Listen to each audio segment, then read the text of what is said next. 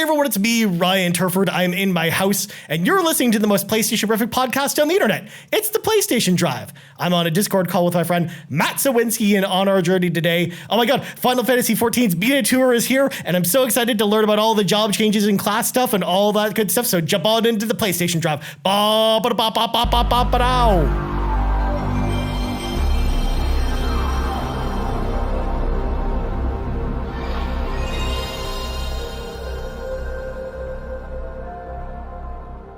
Hello, Ryan. How are you doing today? I'm doing well. How are you, Matt?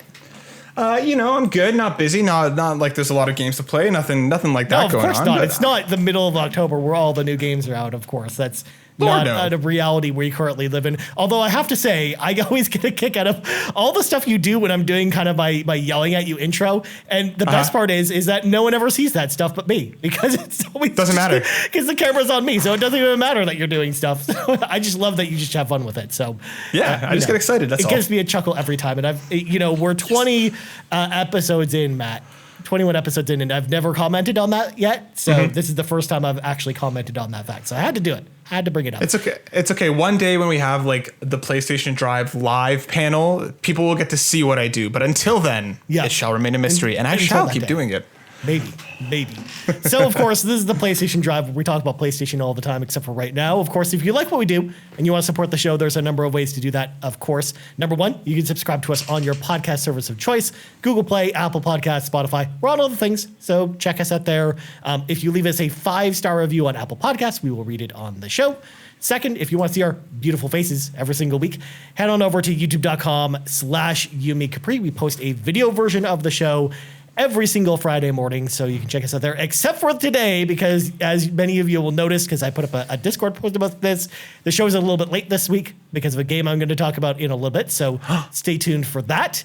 And, of course, like, subscribe, share, and all the things that YouTube people tell you to do. And last but not least, of course, you get early access to this and all of our shows over on Patreon, patreon.com/YumiCapri is how you go about doing that. Throw a little tip in the old tip jar, and out comes content. It's like a content vending machine where, you put money in and content comes out. It's great. But anyways, let's grab our 8 tracks, pop them in. It is time for the playlist. And as you kind of alluded to, Matt, lots of games this week to kind of talk about. Although I know you kind of have mixed feelings about some of the stuff you played. So let's start with you. What'd you play, my friend? So I jumped into the Battlefield 2042 beta. And Ryan, as we've been talking kind of leading up to this beta for me was very much the do I buy on day one or is this a wait and see? This beta has turned the game into a wait and see for me. It was buggy. It was a bit of a mess. Yep. There was graphical pop-ins in and out. Like the screen was shaking like wildly at points. It was just very, very all over the place. And the biggest thing, and maybe this is my own fault, but something that I wasn't aware of, there's no crossplay across previous gen and current gen. Yep. I somehow missed that. My friend and I both downloaded it. He's on PS4, I'm on PS5. We both downloaded it. We go to hop in together, like, no, never mind. And this dude to, the player caps, which I now understand, but like, I think this is the first time that I've run into a situation where playing with somebody on PS4 was just like, nah, you can't do that. Yep. Which was not a fun surprise. So then I hopped in by myself. And like I said, it's just, the gunplay feels great. The game is super pretty. Like it has a lot going for it. But right now, if its launch is really in a month, then yeesh. Yep. Like, no. And EA have come out and said that this build for the beta is like 5 or 6 months old. But even with that, it's just like, I don't know, man. I don't know if this is ready for prime time. But we talked about it last week with kind of my impressions. Although it wasn't even just the bugginess of the game that I had a problem with. It was just the minute-to-minute gameplay. Like when you get into battles, it's great, but it just takes so long to get there that it's kind of a slug. Especially again if you're not one of the lucky people that gets one of the vehicles off the start, or until much later in the game where you have control of some points and then you can spawn on some of your teammates that are maybe in action. But if like all your teammates are dead, or if you're on a team by yourself because your 3 teammates have either glitched out of the game or have quit on their own, it's just like. It becomes much less of a fun experience at that point. Yeah, I'm still excited about the idea of the game, but this is very much fallen into, I'm going to wait for reviews and give it some time for them to patch it. I still plan on picking it up probably in the new year. But right now it's like a yeesh. No, that I'm glad I played that beta because, man, it's not running well. To kind of continue my shooter things, I decided to hop into Hell Let Loose, which is our PlayStation 5 Plus game for the month. And my God, I don't know if I've ever uninstalled a game so quickly as I did that one. I spent more time with I'm forgetting the name now, but that Hunter's Arena Legends. Thank you. Yes, I spent more time in Hunter's Arena Legends than I did in Hell Let Loose.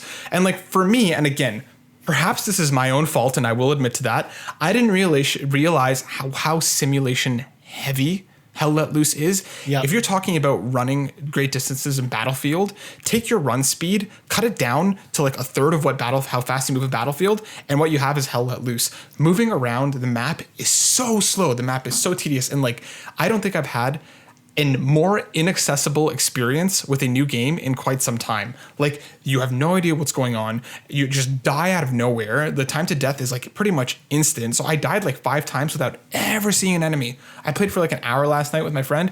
We couldn't figure out what was going on. And on top of all that, everything that I've read about the game since playing it, everybody says, it takes 4 or 5 hours for it to click or this or that. It's very, very complicated, which I appreciate, sure. But like, it also just didn't run well. It was laggy. It was like the graphical bugs in and out. When the game runs well, it looked beautiful, especially the smoke. But man, like I was expecting something more akin to like an old school Battlefield, and what I got was not that. Not that at all. No plans to go back. Mm-hmm. Apparently, if you're into like a very, very heavy simulation, I was gonna say, like what it really reminded me of from like seeing footage from it is like a multiplayer version of like something like Sniper Elite or something like that, where it's like a very like simulation heavy, like almost like sniping game that just happens to be like multiplayer focused. That's kind of what reminded me of. Kind of, yeah. Like even then, like I always like to play the assault/infantry classes, and like again, it's so slow. And what killed me, and I don't know why it made me laugh so hard, but your speed running and your speed running crouched is the same. Of course, there's no speed difference if you're crouch running or normal running, but neither one of them is at all fast. It's so slow. So I'm done with that game. So instead of that, after we played for like I said, 45 minutes to an hour, we're like, forget this. We jumped back into Operation Tango, which was one of our Plus games a few months ago. If you haven't checked that out, again, that is such a fantastically designed, awesome co-op experience. It's so heavily dependent on your relationship with the other person. It's wonderful. I loved it. Continue to love it. It's probably the biggest like sleeper hit for me this year so far, just because of how much I'm enjoying it, and I had never heard of it before it coming to Plus. Mm-hmm. And then I jumped into Lost Judgment. I spent about 2 hours with the game so far. It's brilliant. Every time I start a new RGG Studios game, I have the biggest smile on my face. I've been laughing at the game's ridiculousness, but also like the way that it's setting up the story so far is super, super interesting. They're so good with like the hooks minute to minute and what's going on. I can't wait to dive more into it. But that's my kind of word vomit about the 4 games I've been playing. But Ryan, you've been playing something kind of new and exciting. Well, before I get to that, because there's 2 things I want to talk about first. Number one, full disclosure, despite the fact that this is a PlayStation podcast, we both played a lot of Metroid Dread this week too. Both of us finished the game pretty much with the same playtime. Like you were like 6 hours and 42 minutes, and I was 6 hours and 26 minutes. So like that was a game this week that took up a lot of our time, I think. I have to ask very, very quickly, because I didn't realize this until after I finished it, when my friend shouted me out saying that you're an absolute maniac. What was your item completion by when you finished? Do you know? 57%. I finished at 33, which I didn't realize was a problem, but my God, was that game so difficult at points. And I thought it was just me. I was like, I'm not getting the patterns down, whatever. You probably had like 3 energy tanks or something by the end of it, I'm guessing. I had 6 energy tanks and 97 missiles. Oh. And my friend finished the game with like 12 energy tanks and like 250 missiles. And I was like, but anyways, yes, fantastic. Loved it. Yeah. I had to mention it here because that kind of plays into the amount of time we've played our games too. Like gives again, neither of us have spent a ton of time with them because again, Metroid came out this week.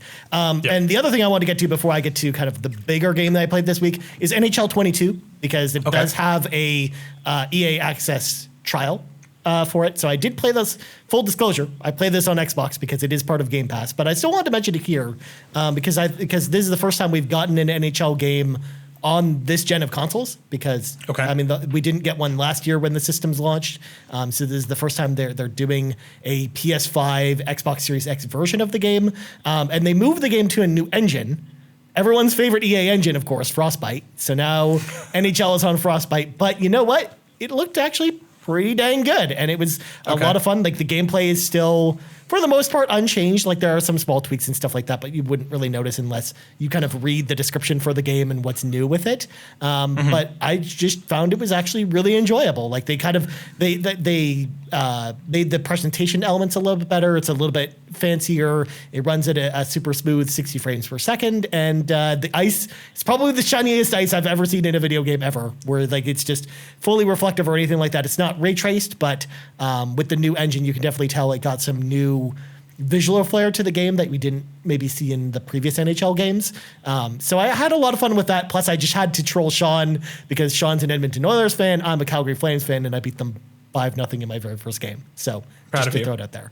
And then, of course, the big game that maybe we had to kind of hold back this show for a bit because by the time you're actually listening to this show is actually when all the reviews are live for this game, is actually the Caligula Effect 2. So I've actually been playing this for 3 weeks now because they actually sent the code for it almost a month ago. But it's just one of those things where the reason why I'm telling you about it here versus actually publishing a full review for it is I haven't had a chance to finish it yet because I got the game around the same time I got Far Cry, as well as we were still working on the Tales review and stuff. So I haven't had as much time as I've needed to kind of finish the game yet. But there will be a review on this podcast feed as well as the RPG Cave podcast feed when I've finished it.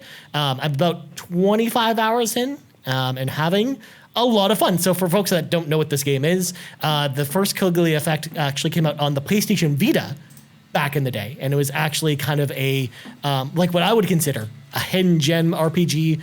Basically, it kind of reminds me of The Matrix in a lot of ways, where essentially you play as these teenagers that are imprisoned in this virtual world, and they slowly but surely start to realize that they're in basically a fake world, and they basically try to escape together. They basically form a club called the Go Home Club, which is kind of their school club, because, you know, that's what Japanese kids do, to basically escape this reality that's being run by these like evil musicians that are basically controlling the rest of the population using these like Japanese pop songs, which is just a really interesting concept for a game. But the first game, the original release on Vita had a lot of problems, so they ended up actually remaking the game for PlayStation 4 called the Caligula Effect Overdose, which I reviewed back in 2017 or 2018. I can't remember exactly, but that was when I was still doing written reviews. And I really liked that game because they made a lot of really smart improvements to the combat. And they basically took all of the great ideas that they had in that Overdose version and brought them over to this game.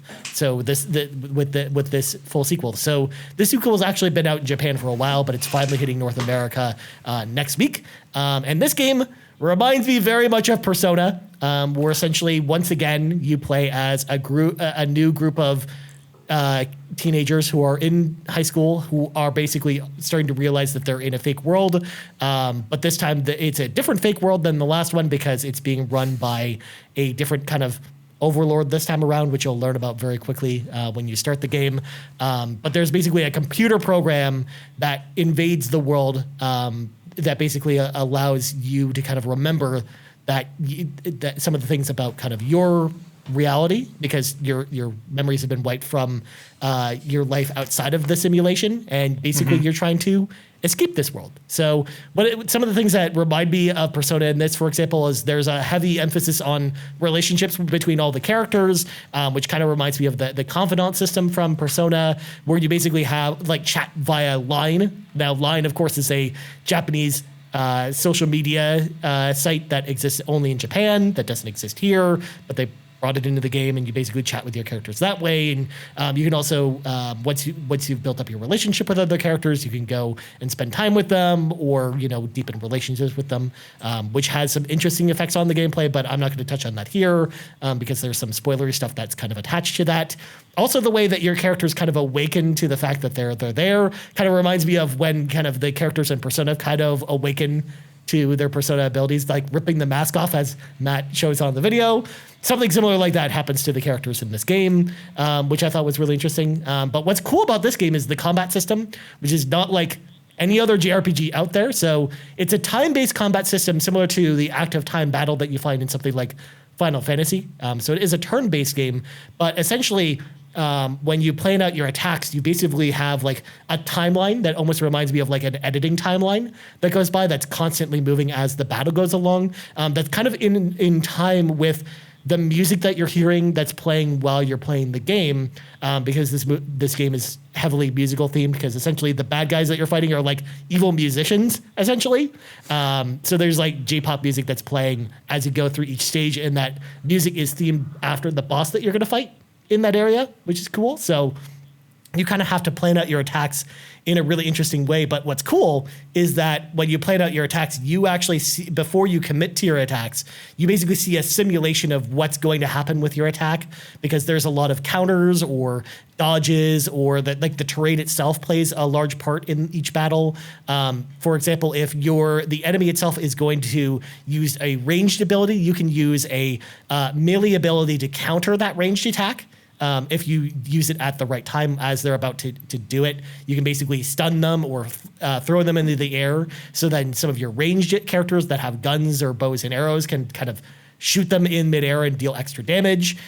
So I loved how that system, how complex it is, but also how it kind of gives you the simulation aspect, so you can really mix and match combinations and kind of plan out your attacks accordingly. And it's a lot more strategic than I was kind of expecting, and it was a lot of fun. So I'm really enjoying this game so far. The only negative points I can really say to it are you can definitely tell that they didn't have a massive budget for this game, because there are some dated animations in the game, and the visuals themselves are not as amazing as something as like Tales of Arise that you and I both just came off, Matt. So it is a little bit tougher to go back to a game like this. It definitely feels like a very much like earlier PS4 era game as far as visuals are concerned, but the gameplay and the story are pretty dang good in this game, and I really like the music a lot too, which of course is important with a game that's so centered around music. So yeah, I've been having a really great time with this game, and I will be telling y'all more probably next week after we come back from Fan Expo, or maybe before. It depends on how much time I really have to play the game between now and then. But there will be a full review up on the channel then, where I can kind of go into more detail about it. Matt, I don't know why you have your hand up. Do you have questions for me? I have a question. Yeah, of course. Yeah, I have a question. So you've sold me pretty heavily on this game, Ryan, as you kind of explain more about it. What I want to know is, having not played the first one, do you think it's a necessity? Is this game kind of beginner friendly, even though it is a numbered sequel, or like, do you think it is important to jump into the first one before coming here? How beginner friendly is it? So I think it's actually pretty beginner friendly. There will be some story elements that, or like the little nods to the first game, but it's a completely different cast of characters, including all the villains are completely different. The world itself that they're locked in is completely different. So I think you could pick up and play this game with no problem without playing the first game first. So awesome. I definitely think it's pretty beginner friendly, but I will add the caveat that it's a little more hardcore than a lot of other JRPGs out there. So I wouldn't say like it's accessible in the sense that it shouldn't be like your first RPG or anything like that. Like I wouldn't say like RPG beginners should start with this game, but definitely if you are really into turn-based RPGs and are looking for more of a strategic turn-based RPG, I think you're going to have a blast with this game. Dope. Okay, awesome. That was my only question. Thank you for acknowledging the question. I appreciate it very much. No worries. I mean, I'm just trying to help out with the press pool, you know. Matt Sinsky from the press pool answers the question. Thank you. All right. Exactly. Let's slam the brakes on this conversation. It is time for some breaking news. And we got some interesting stuff to talk about this week, but normally this is the type of thing that I would maybe save for the RPG cave, but I had to talk about it here because I had to talk about this first news story, which is the Final Fantasy XIV media tour happened this week. So for folks that don't know, every time there's a new expansion for Final Fantasy XIV, usually the folks over at Square Enix do what's called the media tour with a bunch of like journalists or other YouTubers and influencers who cover Final Fantasy XIV to go over all the new changes that are coming to the expansions, as well as kind of show off some of the new areas. And since Endwalker's only a month away at this point, they wanted to get all this information out there, which I still can't believe we're so close to it. And we learned some interesting tidbits about it. Now, we're not going to go into full detail about everything they talked about, but I kind of wanted to just hit some quick highlights here. Number one, they announced that Final Fantasy XIV has officially surpassed 24 million players and is actually the most profitable game in the entire series. And for a game that's had over 60 games over the course of time, That's a lot. That's quite a big statement right wild. there. That it's the most profitable game in history, especially because the 24 players that they mentioned does also include free trial people. So there are people that aren't actually paying for the game. But and they didn't really give specific numbers on paid subscribers.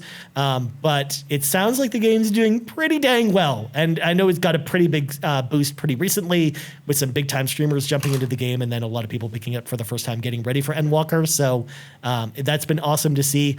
Again, we also got new skills and changes for each and every job. I've actually linked to a YouTube playlist from Mr. Happy, who actually is a YouTube content creator and a streamer who basically just does only Final Fantasy XIV content. And he does a great job of summarizing all of the changes for each job as well. So I wanted to include kind of his playlist if you're interested in finding out more about each one, because otherwise if we talked about it, we'd be here all day.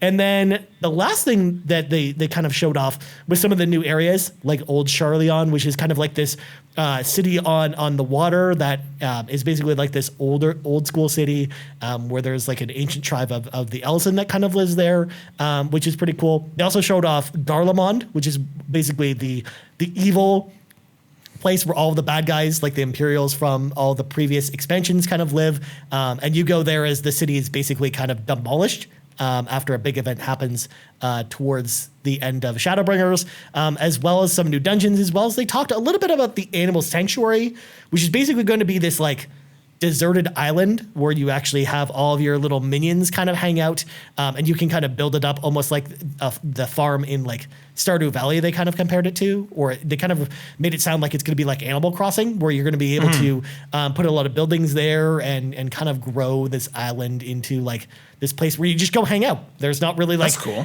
any gameplay stuff that's associated with it. It's just hanging out with your pets. So I thought that was pretty cool. And before we go any further, before I go to you, Matt, about this, I want to bring in Fiona McKinnon at Zeranix, because she actually had a question about Final Fantasy XIV and about the media tour stuff. And she asks, what class changes are you most excited about? Have these announcements made you particularly excited for a job that you haven't played yet? So, Matt, I know that you're currently in Heaven's Ward. I think that's where we kind of left off with your Final Fantasy XIV playtime, because I know you just haven't really had time to play it recently because of all the games coming out. But what do you think about some of the stuff we heard from the media tour? Did you see any of the coverage? What do you think about this stuff? So very quickly, I want to shout out Fiona. She's a fantastic content creator and podcaster. She does Speaking of Stadia, which is a Stadia-focused podcast, and she's also over on Point in Progress. And she actually recently just started a Final Fantasy XIV podcast. And it's funny because when I spoke to her a few months ago, she was like, never playing Final Fantasy XIV, not doing it. And she has very quickly, gone down the rabbit hole. So for anybody who hasn't tried it out yet and was saying, never going to play an MMO, never use this as an opportunity to jump in. It might sell you on it. As for myself, I've been looking into it a little bit. I'm trying to stay away from getting spoiled for kind of story elements. So I've been trying to shy away from it while also keeping an eye on it, if that makes sense. The new classes look cool. Reaper especially looks like kind of like a very fun, but also kind of accessible new class in terms of being able to kind of jump in and just kind of, wreak havoc. While the other one is Sage, correct? Yep. Yeah. That one looks quite technical in an interesting way. So I haven't looked into it too much yet, like I said, just because I'm trying to stay away from any spoilerific stuff. Yeah. So I'm going to default to you, Ryan. While Endwalker does make me very excited, and I'm steadily losing hope that I'm going to get to Endwalker by the time Endwalker comes out, unless I kind of go into a Final Fantasy XIV hole for the next month, which is possible. Well, even then, you'd be running the risk of not even making it because there's so much story content to go through between where you are and the end of the game. Yeah, exactly. So I wanted to kind of default to you, Ryan, because I think Fiona asks a really interesting question. What are you most excited about class-wise? Why should people jump into Final Fantasy XIV ahead of Endwalker? Okay, so first off, before we go to me, Matt, I had one question for you because I don't think we've talked about this before. What class do you play, and do you like it? Excuse me, I just choked on nothing. I was an astrologian. Oh, sorry, I was a scholar for the longest time. And then once I got to Heaven's Ward, I swapped over to an astrologian. I never play healing classes in any games ever, but when we were jumping into Final Fantasy XIV on kind of the outset, we were back in Korea, and my partner actually wanted to play with me. So I took on a healer class while she was a DPS, and ended up falling in love with the way that healers work in Final Fantasy XIV, just because I feel it's a much more active role compared to healing classes in some other games. I'm currently an astrologian. Okay. Nice. Yeah, I like the with healers in particular. I love just how much damage you deal as a healer. Like it's almost like playing a DPS class that just happens to also be keeping the party alive. Like I love that aspect of it and kind of the balancing of those two things. So for me, it's funny enough that this is how I can tell we really get along, Matt, is that I basically have been maining Scholar ever since ARR 2.0. So pretty much ever since the beginning, which is when I first jumped in. That's kind of been my class of choice, especially too, because I love that you kind of level Summoner along with it. So you have a DPS class that goes along with it. And you can kind of just swap between them as you will. So I loved kind of learning both of them. But always in my party that I play with and kind of the group of people I play with, I'm mostly kind of the jack of all trades kind of person where I kind of play whatever, the party kind of needs. Because I literally have a level 80 of every single job. Although my new main only has 8 classes leveled up to 80, but I'm not fully there yet with my new main because I'm now playing on Ether versus playing on Crystal, which was the data server I was playing before.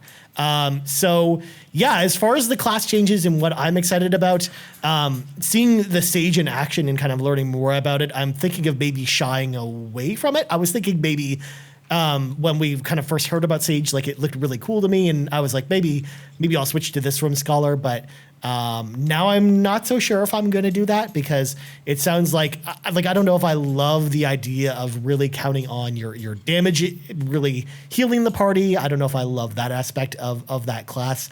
But at the same time, Scholar didn't really receive anything new, so I'm maybe looking to switch things up a bit. But I love healing, so I'm also probably going to stick with healer, and maybe that means I go White Mage or something else, or I mean, who knows? I love also playing just ranged classes in general. So I loved ranged physical classes, so I love Dancer and Machinist in particular. I think those classes are super fun to play, and they got some really cool enhancements, like having a chainsaw with Machinist is pretty cool. Jesus. Yeah, so there have been some cool class updates that I've been really excited about. But yeah, for the most part, I'm probably going to stick with healing. But I love the rework, especially to kind of answer Fiona's question as far as the ones I'm most excited about. I'm really excited about the summoner changes and kind of the complete overhaul of that job. I think it looks incredible to play. So I'm so excited to get my hands on that and basically be able to summon Garuda and Titan and Ifrit. Like it's going to be super cool. So I'm very excited about that. And also speaking of Fiona, again, her podcast, Fantasy in Progress, go check that out there as well. Because I think she mentioned they're going to be diving deep on these class changes as well. So definitely check out their show for that as well. All right. Next up, we have another NIS RPG. So again, Caligula Effect 2 was an NIS RPG. But Monarch, a really exciting new JRPG from a team of former Shin Megami Tensei developers, has had a bunch of trailers for a while now, and it looks really awesome. They finally announced, though, the Western release date because it just came out in Japan pretty recently. But I can already see what Matt's doing over there because it will launch on PlayStation 4 and PlayStation 5 on February 22nd. Woo! Please be excited. Matt, is that why you're going on over there? What's going on over there? I am actually incredibly excited for this game. Please don't get me wrong. Monarch has been on my radar ever since it was announced. The pedigree behind it is super cool. The game looks visually interesting. I'm very, very curious to kind of be able to dive into this game because it is one of my most anticipated games. Now, saying all that, I just know how little sleep I'm going to get in February because this is a day one game for me and it's a game I'm very excited about. But sandwiching it on February 22nd amidst the absolute landslide of games that is coming in February now, increasingly so, I really hope, Ryan, and I almost want to try and predict how many more games are going to fall into February between now and essentially February 1st because I have a feeling that evidently publishers are looking at this February and they're like, yeah, no, this is fine, not a problem, whatever, throw another game in on this list. So I'm very excited about Monarch. I think it sounds really cool. The pedigree behind it is awesome, but God, they couldn't have waited just a little bit longer or just pushed it a little bit sooner. Like, why? You say this, but March is filling up very fast and it's not an easier window either. Like this could have been an April game. Or if they Exactly. could have somehow got it out in January, that might have been better too. But to your point, Matt, we of course over here at Yumi Capri, we actually have a spreadsheet that I'm putting together so I can kind of plan out our review coverage. And I've already started next year's because it's filling up very fast. And I counted 11 notable releases that I consider notable. So I'm not even documenting every game coming out in February of next year, but 11 notable releases in 28 days. Next year in February. We've got Dying Light 2, we got Saints Row, we got Horizon, we got this, we got Atelier, we got a whole bunch of games next February. So it's gonna be interesting, Matt. I don't know how we're gonna do this, but I mean something's gonna get delayed. I would imagine one of these bigger hitters is gonna get delayed, or Monarch. Or some of these niche ones are going to get delayed. Atelier, I don't think, as we talked about last week, I don't think that's going to get delayed. But I think something's going to get delayed out of that window. I'm just curious to see what it's going to be. But Monarch, to your point, looks awesome. They've had a bunch of trailers for it. And this is a game that if RPG fans, if it's not on your radar already, should be on your radar. I think it looks fantastic. So I can't wait to play that game. That's one of my most anticipated games from that month. So I'm very excited to check it out. All right. Next up, the news we already knew was happening because it got leaked like 8 different times from 5 different ratings boards. Grand Theft Auto: The Trilogy Definitive Edition has finally been announced for PlayStation 4 and PlayStation 5. It will contain updated versions of GTA 3, Vice City, and San Andreas with new graphical and gameplay enhancements. They will launch sometime later this year. So we don't exactly have like an exact window. They just said this year at some point. We don't even really have like visual confirmation of, some of the graphical updates or really a trailer of any kind. They gave us like a 5-second trailer from like some of the artwork from those games, but that was about it. So Matt, what do you think about this announcement? I don't know how to feel about this, Ryan, to be perfectly honest. Especially reports are now seemingly going around that this is going to be a full-priced title. They haven't confirmed that in any way, shape, or form, but there's some kind of leaks and rumors popping up from some international websites that sell the games. But I find this a very, very strange announcement, not because of what the games are. And I have an issue with the fact that they're now delisting the other versions of the games to obviously make more money on what these games are going to be. But like, if it's coming out in November or December, which I mean, October isn't feasible anymore. It has to be in, I'm guessing late November or early December. And none of these are new games. This isn't like a massive tease for something that's, has people in, waiting with bated breath. Why not just do like a full blowout right from the beginning of the announcement? Why not show us what these games are going to look like? Why not, to generate some hype and excitement? Like we're getting, what in the last 10 years, how many new Rockstar games have we had? And what they're doing now is bringing back 3 old ones again. Yeah. I like the idea of it in terms of being able to jump back into these games. I've actually never played GTA 3 myself. Vice City I toyed with, but I was quite young when it came out, and I spent a bunch of time with San Andreas. But again, in the sea of games that are coming over the next little while, I don't really see this one particularly standing out, and I'm very curious as to what they're actually doing to it, because I can't imagine it's going to be a massive graphical enhancement. I can't imagine what they're doing with it as anything too spectacular outside of kind of ports with probably a bit of up-resing and then kind of just, smoothing out some of the lines. But this to me just feels very strange. I don't know why they wouldn't have shown this off to begin with, especially with a launch seemingly so close. What about you, Ryan? Does this multiple named Grand Theft Auto The Trilogy Definitive Edition make you excited? So I think it depends on what they're going to be doing with this game. As you kind of alluded to, we don't know what changes are coming to it. They did mention that there will be some gameplay enhancements, as I alluded to, but to what extent they're doing that with is really like remains to be seen at this point. I am excited to see these games again on Xbox specifically. Like we're spoiled on PlayStation because we already have like 3 like backwards compatible versions on PlayStation 4 that are easily accessible that are going to be delisted. So if you do want those games, make sure to grab them now before they disappear from the store whenever this gets fully announced. So not only that, but these games are a little bit rough around the edges, especially with the way the missions are designed in particular. Like there's a lot of escort missions that can be very frustrating. There's also the dang like remote control helicopter mission in Vice City, which is easily one of the most frustrating missions I've played in any video game, let alone Vice City in particular. So the gameplay in these games, especially as someone who played these games last year, because we on the Xbox Drive are doing a list of the best original Xbox games, and I actually played these games last year for the purposes of ranking them on that list and kind of getting a feel for them again. It's rough to go back to them, especially for people who haven't played them before, especially because they're so much more arcadey and floaty than modern Grand Theft Auto games. They don't control very well. Like the driving in particular is poor. It's not great.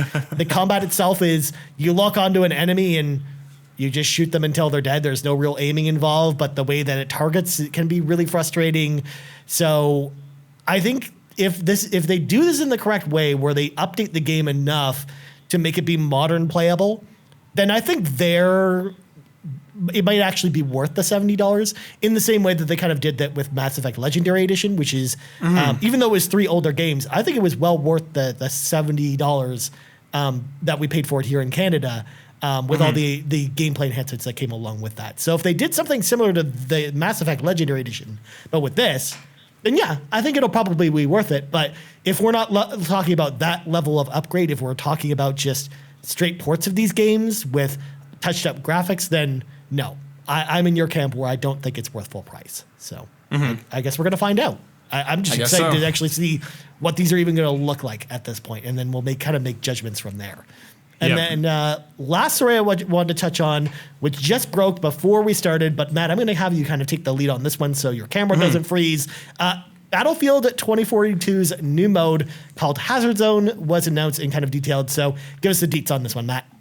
Yeah, so I'm going to pull actually from IGN's article written by Luke Winkie, so shout out to Luke.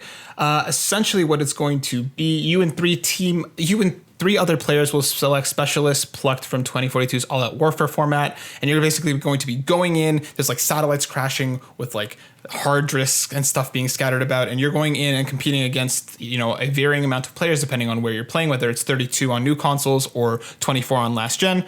And you essentially, with your team, there is permadeath, so if you die, you're out, but you want to go in and kind of get as many of these hard drives and stuff and extract back out.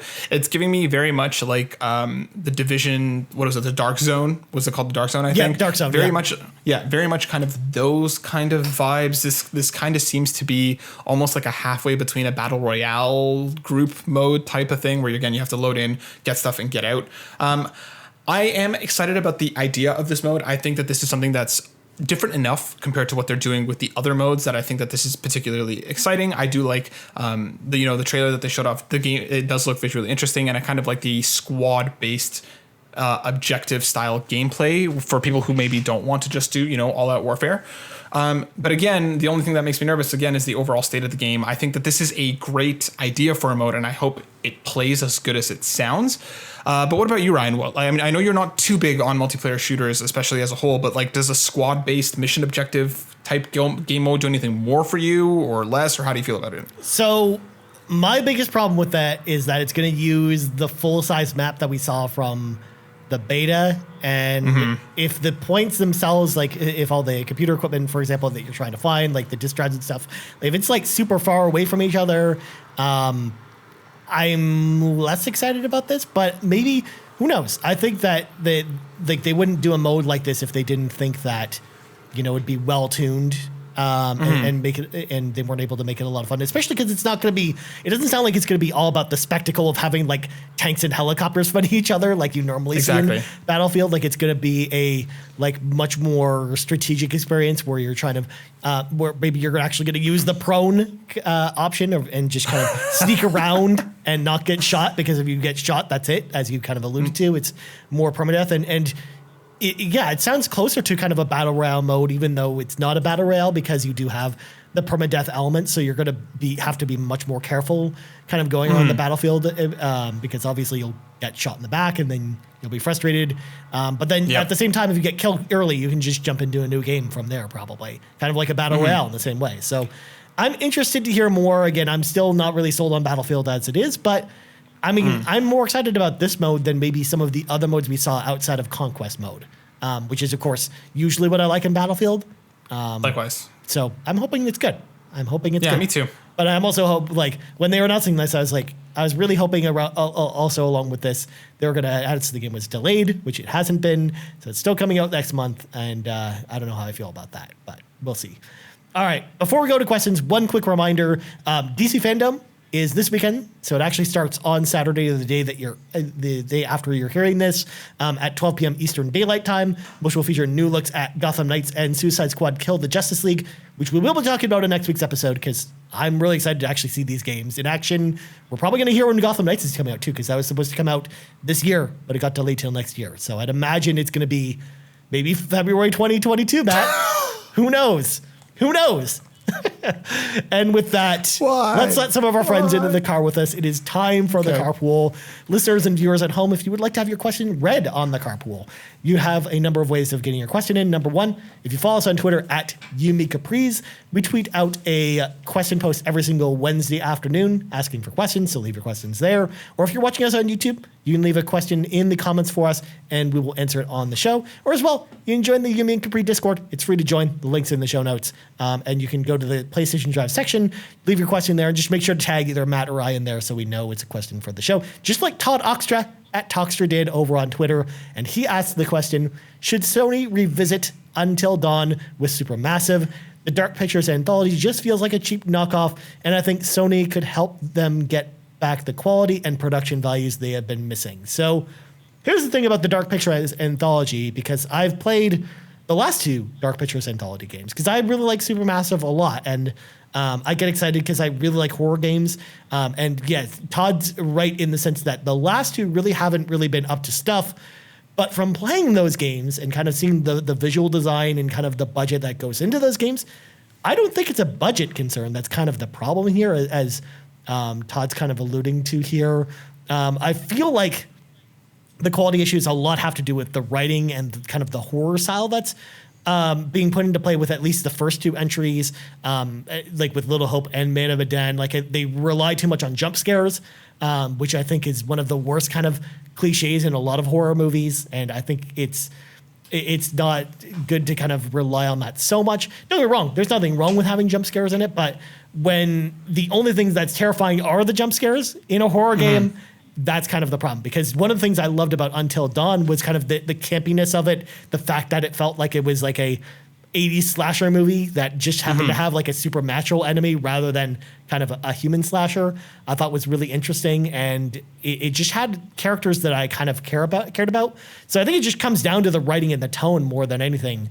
And I don't know necessarily if partnering back with Sony would change that too much, unless Sony just issued a mandate saying that, hey, you know, we need to bring in some other people outside of Supermassive to maybe review the scripts and make sure that, you know, they're tonally safe and kind of up to the quality that they expect. But I don't know. I think that really it's just the writing and the tone really are what killed it with the first two. And I'm definitely going to probably be playing House of Ashes when it comes out later this month, because that's the next part of the anthology that's coming out, because they do have an 8-game agreement with Bandai Namco for this series. So we're going to be seeing these for a while now, but I'm curious to know how that one turns out, and I hope it's better. But Matt, I know you're not into horror games, so I imagine you don't have a lot to say about this, right? Yeah, I mean, I really liked Until Dawn. I think similarly to you, Ryan, I think you nailed it. I think the tone and the campiness of it is what made it fun. I feel like it didn't take itself too seriously, and it kind of played into the archetypes and the caricatures more so than kind of avoiding them. I played the first chapter of the Dark Pictures anthology, and I thought it was fine.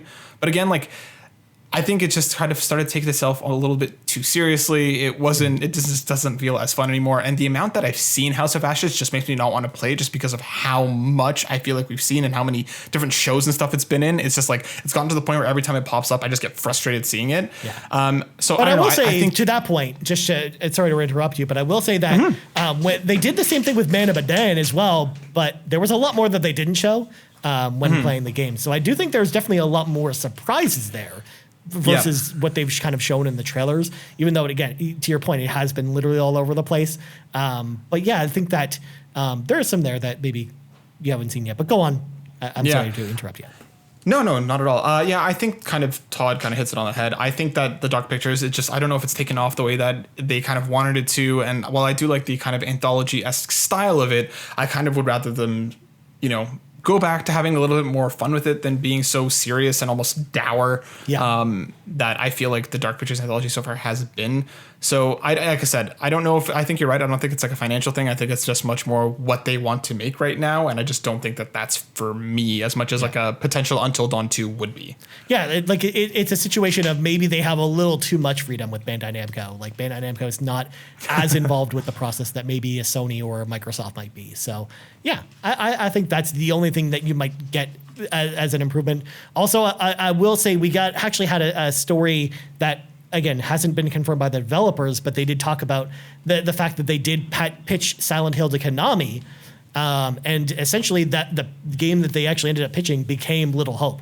That was actually their Silent Hill pitch, which, again, when you play that game, it makes so much sense because that game still so totally reminded me of Silent Hill. So, but it just, wasn't, it was just okay. It just wasn't amazing. And again, I think you can do horror without having it be fun, but if you go too much in the serious direction, you have to deliver on kind of the scares and kind of the horror element. And that's the part that they don't really nail down. But anyways, we got to go. But before we go, Matt, plugs go.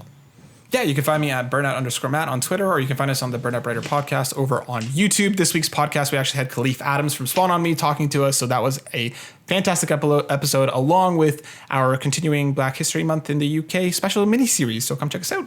Very nice, my friend. As for me, you can find me on Twitter at Ryan Turford. You can also find us on Twitter at Yumi Capriz, as well as on YouTube at youtube.com/Yumi Capri, and on podcast services around the globe. So for Matt Sawinski, I'm Ryan Turford. This has been episode 22 of the PlayStation Drive, and we're out. The PlayStation Drive is fueled by patrons over at patreon.com/Yumi Capri, and I want to say thank you to each and every one of our patrons from the bottom of my heart from your support across all of our content. And let's start by thanking our Premium producers, Dallas Ford, Lee Navarro, the fearless leader of the Phoenix Overdrive Extra Life team, and Jonathan Brown over at youtube.com/PM Entertainment. Our Platinum producers, Robbie Ballaby Miller and Trucker Sloth, and our Gold members, Argo, Brendan Myers, Dallas Robbins, Emily O'Kelly, Heather Boney, James Johnson, Joel Brooks, Jose Jimenez, Mac Time, Benji Kong, Marcus O'Neill, RJ Kern, Dano, Skinny Matt, Mr. and Mrs. Nasty Boots, Fulia Fuji, and Xavier Reyes. Thank you all for all of your support.